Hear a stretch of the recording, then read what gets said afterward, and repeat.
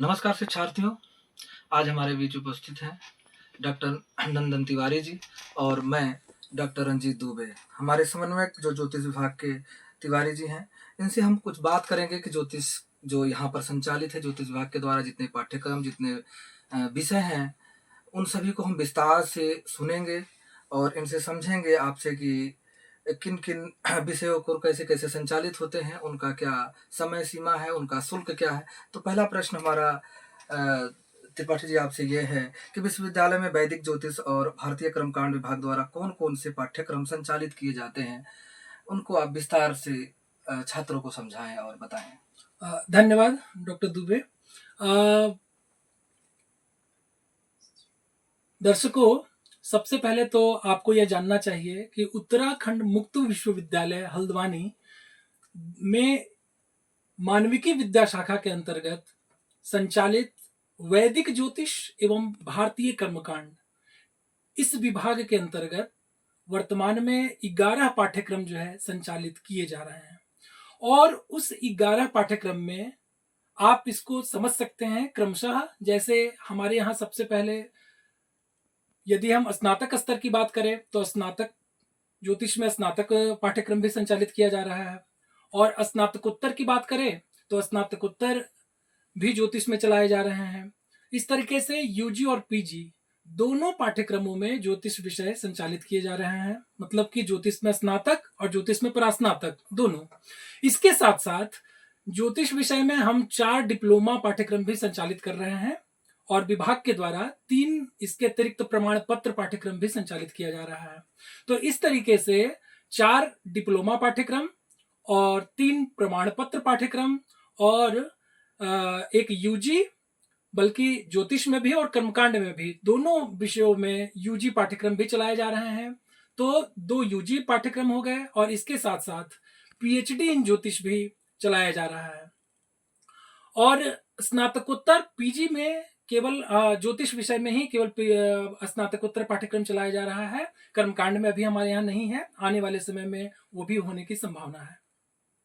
इस तरीके से पीएचडी, पीजी इन ज्योतिष, यूजी इन ज्योतिष, यूजी इन कर्मकांड, और इसके अलावा जो डिप्लोमा 4 पाठ्यक्रम है उसको आप इस तरीके से समझ सकते हैं कि डिप्लोमा इन वैदिक कर्मकांड, डिप्लोमा इन फलित ज्योतिष, डिप्लोमा इन वास्तुशास्त्र और डिप्लोमा इन मेडिकल एस्ट्रोलॉजी। यह 4 प्रकार के डिप्लोमा पाठ्यक्रम भी हमारे यहाँ संचालित किए जा रहे हैं। और इसके साथ साथ 3 प्रमाण पत्र जो संचालित किए जा रहे हैं उसमें एक है वैदिक कर्मकांड में प्रमाण पत्र, और दूसरा वैदिक ब्रह्मांड विज्ञान में प्रमाण पत्र, और तीसरा फलित ज्योतिष में प्रमाण पत्र। यह 3 प्रमाण पत्र भी हमारे विभाग द्वारा अभी संचालित किए जा रहे हैं। तो इस तरीके से श्रोतागण, अभी वर्तमान में इस विभाग के द्वारा कुल 11 पाठ्यक्रम संचालित किए जा रहे हैं। बहुत अच्छा, धन्यवाद आपको इतना जानकारी देने के लिए।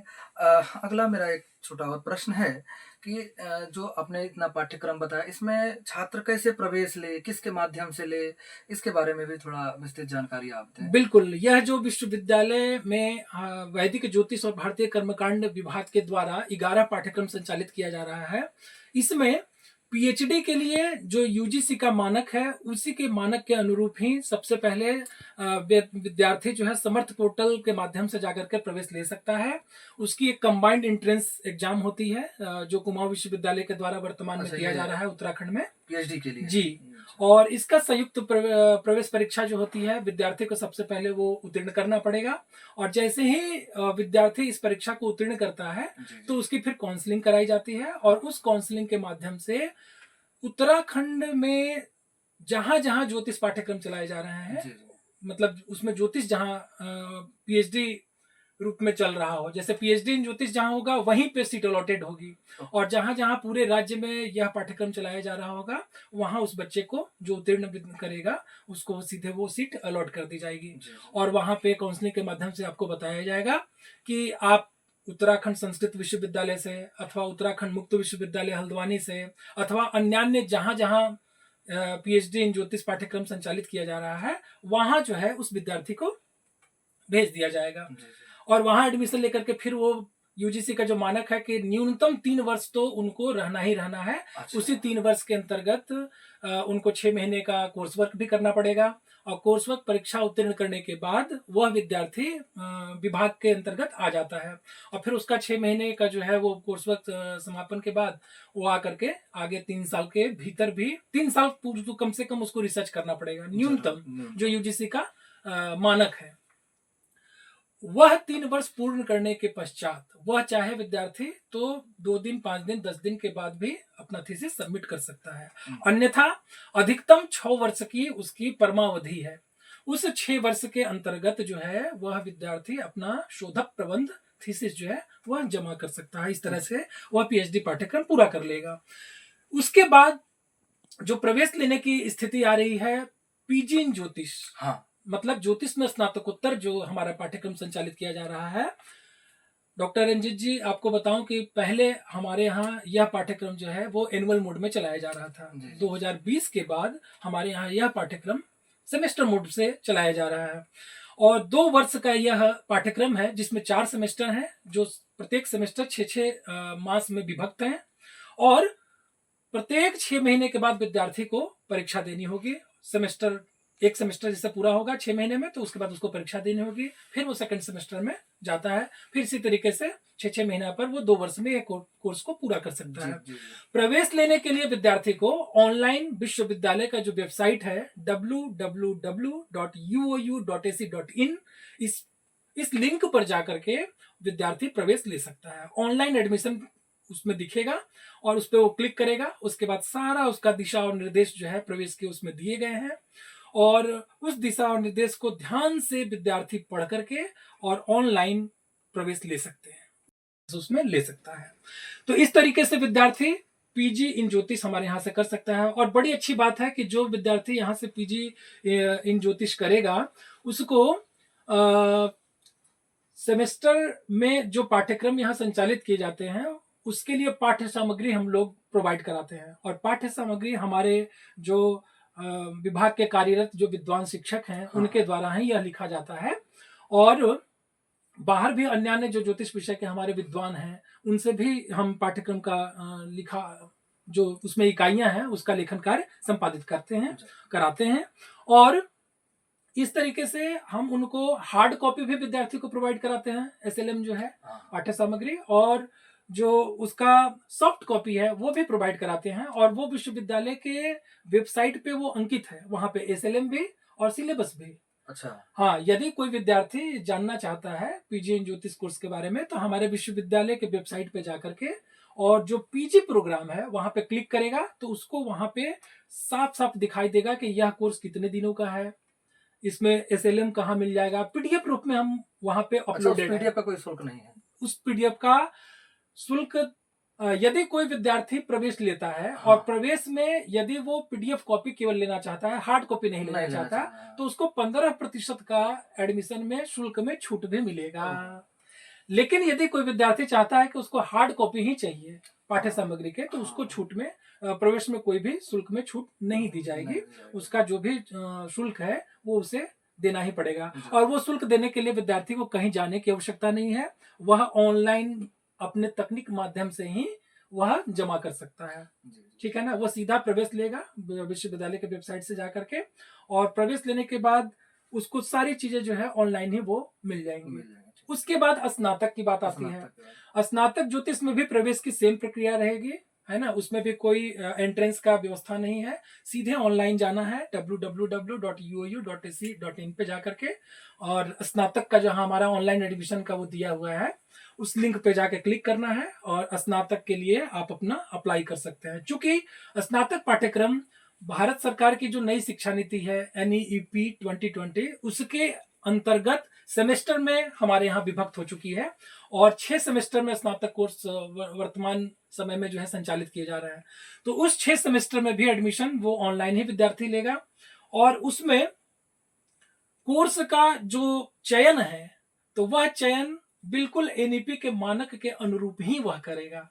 जैसे उसको मान लीजिए किसी विद्यार्थी को ज्योतिष में ही प्रवेश लेना है, ठीक है, ज्योतिष का विषय पढ़ना चाहता है, तो ऐसा नहीं है कि केवल ज्योतिष का ही स्नातक में पढ़ेगा, अपितु जो 2 पेपर उसको ज्योतिष के रहेंगे, 2 पेपर उसको संस्कृत के भी रहेंगे, और 2 पेपर उसमें शिक्षा वो चयन भी कर सकता है।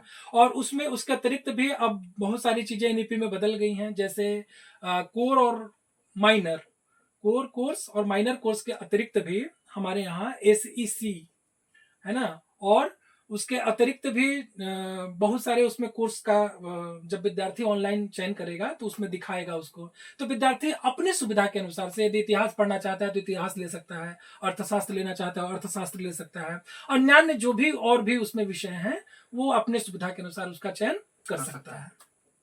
इस प्रकार से स्नातक में भी प्रवेश विद्यार्थी ले सकता है। और जो हमारा एमए का फीस है, उस शुल्क की जहां तक आप बात कर रहे थे, तो वो 14,450 रुपए चारों सेमेस्टर को मिला करके है। अच्छा। है ना, एमए में।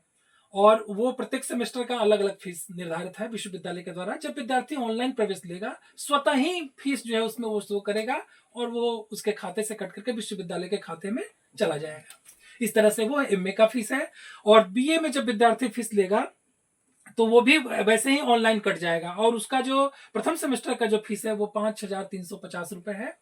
और इसी तरीके से द्वितीय सेमेस्टर का जो फीस है 2,500 रुपए है ना। अच्छा। और प्रत्येक सेमेस्टर का अलग अलग फीस है। अलग-अलग। और वो जब विद्यार्थी जब प्रवेश लेगा तो उसमें उसको दिखलाई पड़ेगा ऑनलाइन ही, और वहीं से वो ले सकता इसकी है। अवधि कितना है, जैसे कितने दिन में कर सकते हैं यूजी और एमए, पीजी को? बिल्कुल आपने बहुत अच्छा प्रश्न किया। हाँ। कोई भी विद्यार्थी हमारे यहाँ से एमए पाठ्यक्रम को, जो हमने बताया जैसा कि 2 वर्ष का है, 4 सेमेस्टर का जी, है, जी। यह उसकी न्यूनतम सीमा होगी, न्यूनतम सीमा अवधि होगी। 2 वर्ष। परंतु यदि कोई विद्यार्थी किसी कारणवश हाँ। यदि अपनी शिक्षा को पूरी नहीं कर पाया, परीक्षा नहीं दे पाया, या अन्यान्य जो उसको जो असाइनमेंट इत्यादि कार्य थे वो नहीं कर पाया, तो भी हमारे यहाँ अधिकतम जो उसकी सीमा है इस कोर्स को पूरा करने की, वह 6 वर्ष की है एमए। और जो बीए है, बीए पाठ्यक्रम को जो है, जो 3 वर्ष में हम लोग कर रहे थे और 6 सेमेस्टर में कर रहे थे, उसकी जो अधिकतम सीमा 6 वर्ष है, और एमए की जो है वो 4 वर्ष की है। अच्छा। जो 2 साल थी वो 4 वर्ष है। न्यूनतम उसकी अवधि जो है वो 2 वर्ष है, हाँ, और अधिकतम 4 वर्ष। 4 का बीए की 6 वर्ष की है। हाँ। और एमए की जो है वो 4 वर्ष 4 की है। वर्ष। तो इस तरीके से अधिकतम ये हम लोगों ने समय अवधि जो है निर्धारित किया है। जरूर जरूर। इसके अतिरिक्त डिप्लोमा पाठ्यक्रम की चर्चा हम लोगों ने किया था। डिप्लोमा इन फलित ज्योतिष 1 वर्षीय पाठ्यक्रम है। हाँ। इसमें वर्ष में बच्चा सिर्फ एक बार पेपर देगा, है ना। अच्छा। हाँ, आरंभ में वो प्रवेश ले लेगा, वैसे ही जाकर के वेबसाइट पे फीस इत्यादि भी वैसे ही वो ऑनलाइन जमा कर देगा। अच्छा, इसमें कोई असाइनमेंट इत्यादि इसमें डिप्लोमा पाठ्यक्रम में वर्तमान में अभी कोई भी असाइनमेंट हमारे यहाँ संचालित नहीं किया जा रहा है। इसमें केवल जी सिर्फ विश्वविद्यालय द्वारा स्नातक और स्नातकोत्तर पाठ्यक्रम के अंतर्गत ही असाइनमेंट्स हैं। जी जी। और डिप्लोमा पाठ्यक्रम में और प्रमाण पत्र पाठ्यक्रम में कोई भी असाइनमेंट नहीं है। बहुत अच्छा। डिप्लोमा पाठ्यक्रम जो है, इसमें आप 1 वर्ष की अवधि में सीधे जैसे आरंभ में प्रवेश ले लिए, हाँ। 1 वर्ष के बाद विद्यार्थी जाकर के अपने जो परीक्षा का उसका जो केंद्र है वहां जाकर के सीधे वो परीक्षा दे सकता है। उसमें कहीं कोई असाइनमेंट की आवश्यकता नहीं है। डिप्लोमा फलित ज्योतिष का जो शुल्क है वह 4,750 रुपए है। अच्छा। निर्धारित किया गया है विश्वविद्यालय द्वारा। डिप्लोमा इन वैदिक कर्मकांड जो 1 वर्षीय पाठ्यक्रम है, उसमें 2,750 रुपए शुल्क निर्धारित है। और डिप्लोमा इन वास्तुशास्त्र है, वह भी 1 वर्षीय पाठ्यक्रम है। अधिकतम इस कोर्स को 2 वर्ष में पूरा किया जा सकता है, डिप्लोमा को, है ना। और इसकी जो फीस है 4,250 रुपए है डिप्लोमा इन वास्तुशास्त्र की। और डिप्लोमा से कोई भी डिप्लोमा कोर्स जो है बड़े आसानी से ऑनलाइन जाकर के प्रवेश लेकर के कर सकता है। न्यूनतम योग्यता इसकी, हाँ, किसी भी इसमें संस्कृत 10+2 में कहीं कोई दिक्कत नहीं है। 10+2 में तो वैसे भी कोई स्पेशल तो होता नहीं है। हाँ। लेकिन साइंस, आर्ट्स, कॉमर्स, हाँ, किसी भी स्ट्रीम का विद्यार्थी होगा तो वो आसानी से ले सकता है प्रवेश, और परीक्षा भी दे सकता है ना। जी। और यदि 1 वर्ष में किसी कारणवश पूरा नहीं कर पा रहा हो तो उसको 1 वर्ष और भी मिल सकता है। 2 वर्ष की इसकी परमावधि है। तो इस तरीके से डिप्लोमा पाठ्यक्रम भी हमारे यहाँ से कोई भी शिक्षार्थी पूरा कर सकता है। और जो अगला 3 प्रमाण पत्र पाठ्यक्रम है वैदिक ज्योतिष और भारतीय कर्मकांड विभाग के अंतर्गत, तो उसमें सबसे पहला सर्टिफिकेट इन वैदिक कर्मकांड को यदि हम ले ले तो इस कोर्स की जो अवधि है वह 6 महीने की है। और अधिकतम कोई भी विद्यार्थी 1 वर्ष में इसको पूरा कर सकता है। मतलब कि 6 महीने में यदि नहीं कर पाया तो उसको 1 टर्म और मिल जाएगा अधिकतम। जी। वो कर सकता है वहां जाकर के। इसकी जो फीस होगी 2,250 रुपए की होगी। और यह भी ऑनलाइन सीधे www.uou.ac.in पे जाकर के और विद्यार्थी ऑनलाइन प्रवेश ले सकता है। प्रवेश लेने के समय यह ध्यान रखना है कि विद्यार्थी को सारे डॉक्यूमेंट अपने पास रखने हैं, इंटरनेट की कनेक्टिविटी उसके पास प्रॉपर होनी चाहिए, तभी वो एडमिशन लेने में सफल हो पाएगा। क्योंकि कई बार इंटरनेट की वजह से चीजें जो अपलोड करेगा वो अपने डॉक्यूमेंट को, वो प्रॉपर नहीं हो पाएगा। और तो इसलिए मैंने कहा कि जब वो प्रवेश ले तो प्रवेश के जो नियम है और निर्देश जो दिए गए हैं विश्वविद्यालय के वेबसाइट पे, उसको ध्यान से पहले कोई भी विद्यार्थी पढ़ ले, उसके बाद से प्रवेश की प्रक्रिया में आगे जाकर के प्रवृत्त हो। तो इस तरीके से हमारे यहाँ वैदिक ज्योतिष और भारतीय कर्मकांड में यह 11 पाठ्यक्रम संचालित किए जा रहे हैं, जिसमें आपको जैसे मैंने बताया कि प्रवेश की विधि क्या होगी और उसकी शुल्क संरचना क्या है, उसकी परमावधि क्या है, उसकी जो न्यूनतम अवधि है वह क्या है, और इसमें शुल्क में कितना कितना शुल्क लगेगा और किस माध्यम से जाकर के विद्यार्थी जो है प्रवेश ले सकता है। बहुत बहुत धन्यवाद तिवारी जी आपको इतना जानकारी देने के लिए। एक क्वेश्चन मेरा और है, प्रश्न जिज्ञासा है जो छात्रों को बहुत लाभ होगा। इन सारे प्रोग्राम का आउटकम क्या होगा, उनका उपयोगिता क्या होगा, किस किस क्षेत्रों में ये जा सकते हैं, कहाँ कहाँ इनका भविष्य संवर सकता है इसको कोर्स को, हमारे प्रोग्राम को लेने से, तो इसके बारे में थोड़ा जानकारी दीजिए। बहुत अच्छा प्रश्न है रंजीत जी। देखिए, इस मानव जीवन में कोई भी कार्य जो है बिना प्रयोजन के नहीं होता, जैसा हम लोग जानते हैं। तो कोई भी विद्यार्थी यदि हमारे यहाँ से कोई ज्योतिष और कर्मकांड विषय में प्रवेश लेकर के पाठ्यक्रम को कर रहा है, तो निश्चित रूप से प्रत्येक विद्यार्थी के मन में अभिलाषा होगी कि वह इस कोर्स को करके क्या प्राप्त करेगा। यह प्रत्येक शिक्षार्थी की जिजीविषा है। लेकिन इसका जो समुचित उत्तर यह है कि देखिए, सबसे पहले हमारे यहाँ ज्योतिष शास्त्र में एक भास्कराचार्य जी का बड़ा सुंदर एक श्लोक है। अच्छा। ज्योतिष के संदर्भ में कि यो ज्योतिषम वेति नरः स सम्यक धर्मार्थ कामौ लभते यशश्च। प्रत्येक व्यक्ति चाहता है कि उसके जीवन में पुरुषार्थ की प्राप्ति हो, और पुरुषार्थ का अर्थ क्या है? धर्म, अर्थ, काम और मोक्ष। यह प्रत्येक मानव जीवन का यह अभिलाषा है। तो यह जो धर्मार्थ काम मोक्ष की पुरुषार्थ चतुष्टय की बात है, तो इसकी प्राप्ति तो उसको हो ही जाएगी, क्योंकि यह श्लोक ही स्पष्ट कर रहा है कि जो व्यक्ति ज्योतिष शास्त्र को पढ़ेगा उसको धर्म, अर्थ, काम और मोक्ष की प्राप्ति हो जाती है। तो इस श्लोक से ही स्पष्ट हो गया, पहले पुरुषार्थ चतुष्टय की उसको प्राप्ति हो जाएगी। दूसरा, जहां तक रोजगार का प्रश्न है रंजीत जी, तो मैं आपको बताऊं कि विद्यालय में, महाविद्यालय में और विश्वविद्यालय में, तीनों स्तर के जो हमारे विद्यालय हैं, चाहे वो प्राथमिक हो, माध्यमिक हो, है ना, या फिर उच्च स्तरीय जो हमारा महाविद्यालय है, या फिर विश्वविद्यालय है जो सर्वोपरि होता है। तो यह जो 4 प्रकार के हमारे यहाँ शिक्षण का जो क्रम है, अध्ययन अध्यापन का जो व्यवस्था है, इस व्यवस्था के अंतर्गत वह विद्यार्थी हमारे यहाँ से पाठ्यक्रम को पूरा कर लेने के बाद वह कहीं भी अध्यापक बन सकता है। तो यह उसकी पहली उपलब्धि होगी जीवन में। यदि अध्यापक के अतिरिक्त कोई विद्यार्थी चाहता है कि कुछ और भी हो सकता है क्या, तो बिल्कुल हो सकता है।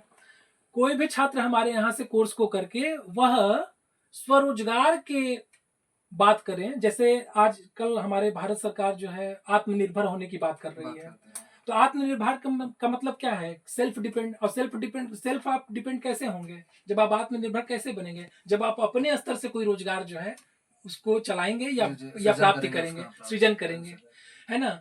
तो वो भी बड़ी आसानी से ज्योतिष पढ़ करके किया जा सकता है। जब आप ज्योतिष पढ़ेंगे तो आप स्वतंत्र रूप से कार्यालय खोल करके समुचित रूप में समाज का दिशा निर्देशन भी करेंगे और अपना भी जीविकोपार्जन कर सकते हैं। इसमें कहीं कोई संदेह नहीं है। और इसके अतिरिक्त आप ज्योतिष को पढ़ करके भारतीय ज्ञान को बहुत अच्छे तरीके से समझ सकते हैं। आजकल सरकार भी और संपूर्ण शिक्षण जगत भी भारतीय ज्ञान परंपरा की बात करती है। तो भारतीय ज्ञान परंपरा को भी ज्योतिष और कर्मकांड पढ़ने से बहुत अच्छे तरीके से आप समझ सकते हैं। क्यों? क्योंकि यह संपूर्ण पाठ्यक्रम ही भारतीय ज्ञान परंपरा पर ही आधारित है। वैदिक शिक्षण पद्धति पर ही आधारित है। हमारे यहाँ ज्योतिष शास्त्र जो है वेद का चक्षु रूपी अंग कहा गया है। जैसा कि वेदस्य निर्मलम चक्षु ज्योतिष शास्त्रम अकल्मषम विनयित दखलम श्रोतम स्मार्तम कर्मम न सिद्ध्यति, ऐसा कहा गया है। तो निश्चित रूप से ज्योतिष वेद का नेत्र है, तो यह वैदिक ज्ञान परंपरा के अंतर्गत ही आएगा। ज्योतिष और कर्मकांड दोनों भारतीय मूल की विद्याएं हैं, तो इसलिए भारतीय ज्ञान परंपरा से इनका जुड़ना लाजिमी है, स्वाभाविक है। इसमें कहीं कोई अंदर से कोई या बाहर से कोई ला करके और जोड़ थोपना चाहे कि भारतीय ज्ञान परंपरा में ज्योतिष, तो ये बहुत बेकार सी बात होगी। क्यों? क्योंकि भारतीय ज्ञान परंपरा में ही ज्योतिष है, और यहाँ से ज्योतिष अलग जगह, मान लीजिए कि चाइना में ज्योतिष गया, जापान में गया, अन्य देशों में गया, तो वो यहीं से गया है। यह भारतीय मूल की विद्या है। इसलिए भारतीय ज्ञान परंपरा में ज्योतिष की यदि बात करते हैं तो अलग से नहीं करना है, इसमें वो ऑलरेडी समाहित है। यह विद्यार्थी को, और यदि हम कर्मकांड की बात करें रंजीत जी, तो कर्मकांड यदि कोई विद्यार्थी हमारे यहाँ से करता है तो जेसीओ, अच्छा, जूनियर कमीशन ऑफिसर, जिसको हम हिंदी में भारतीय सेना में वो धर्म शिक्षक का भूमिका जो है वो निभा सकता है। उसमें वह सरकार जो है वर्तमान समय में ऐसा कर रही है कि शास्त्री के साथ साथ जो विद्यार्थी 1 वर्षीय कर्मकांड में डिप्लोमा पाठ्यक्रम उत्तीर्ण कर लिया है, ऐसे विद्यार्थी जेसीओ पद के लिए अर्हता रख पाएंगे, ठीक है ना, और सीधा उनका जो है जेसीओ में चयन हो जाता है। और आपको बड़ा आश्चर्य होगा रंजीत जी, विगत 4-5 वर्षों में उत्तराखंड मुक्त विश्वविद्यालय से वैदिक कर्मकांड में डिप्लोमा करने वाले बहुत सारे शिक्षार्थी वर्तमान में जेसीओ पद पे सुशोभित होकर के और कार्य कर रहे हैं, राष्ट्र की सेवा कर रहे हैं, है ना, राष्ट्र की सेवा में अपना योगदान दे रहे हैं, भारतीय सेना में अपना योगदान दे रहे हैं। और यह विश्वविद्यालय के लिए अभूतपूर्व उपलब्धि है, अपूर्व उपलब्धि है। क्या बात है। और आगे भी निरंतर इस पाठ्यक्रम में विद्यार्थियों की संख्या भी बढ़ रही है, और विद्यार्थी यहाँ से आगे भी, जो विद्यार्थी देख रहे हैं, सुन रहे हैं,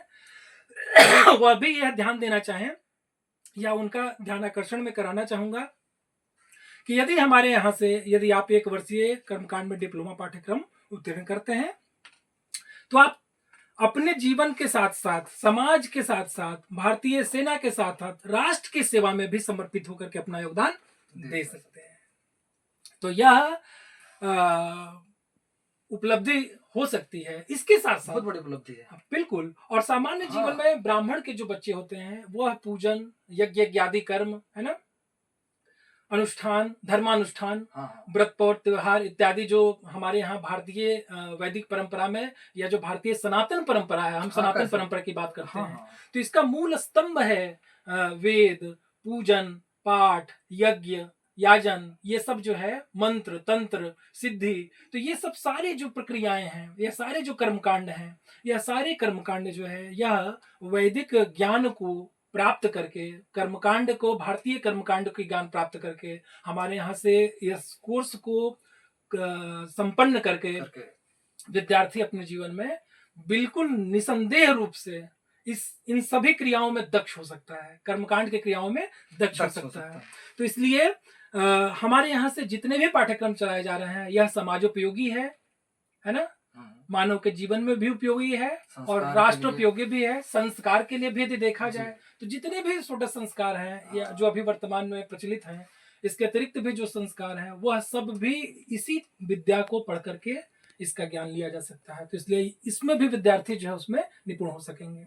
तो इस तरीके से मैं आशा करता हूं कि ज्योतिष और कर्मकांड, इन 2 विषयों में जो उत्तराखंड मुक्त विश्वविद्यालय वर्तमान में जो योगदान दे रहा है, वैदिक ज्योतिष और भारतीय कर्मकांड विभाग के द्वारा संचालित करके, उसका लाभ हम सभी को उठाना चाहिए, हमारे श्रोता बंधु को उठाना चाहिए, हमारे दर्शकों को उठाना चाहिए, और जितने जो हमारे भारत के जो आगामी पीढ़ी है, जो हमारे युवा हैं, युवा वर्ग, विशेष रूप में वह युवा वर्ग जो भारतीय ज्ञान परंपरा से जुड़ना चाहते हैं, जो वैदिक सनातन परंपरा से जुड़ना चाहते हैं, वो जो समाज के लिए, राष्ट्र के लिए तत्पर होकर कार्य करना चाहते हैं, है ना, वह निसंदेह आए, हमारे विश्वविद्यालय में उनका स्वागत है, और वो प्रवेश लें।